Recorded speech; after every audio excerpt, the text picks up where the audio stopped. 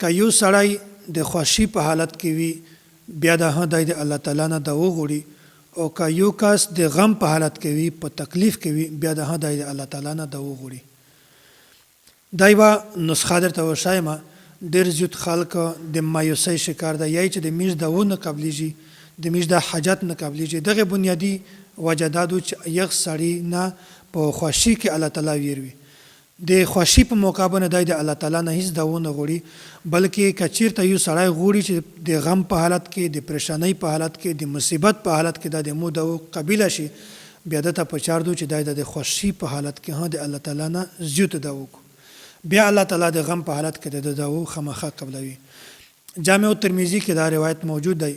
حضرت ابو هریره رضی الله تعالی عنه د رسول اکرم صلی الله علیه وسلم دا روایت نقل کوي، یعنی چې من سره ان یستجیب الله له عند الشدائد والکرب فلیکثر الدعاء فی الرخاء.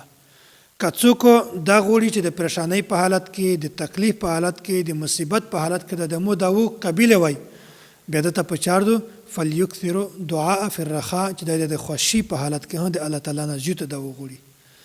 بیا دا سړی بالکل فری ټینشن دی، الله تعالی د انسان د و همیشه قبلوي.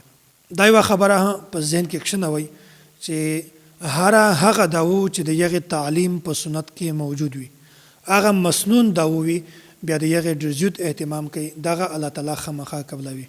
ځکه چې الله تعالی سنت خوښوي او الله تعالی سنت قبلوي هم، او په دا دعو کې په سنت کې دننه چې کوم شی څوک غواړي د الله تعالی نه، الله تعالی هغه هم ورکوي.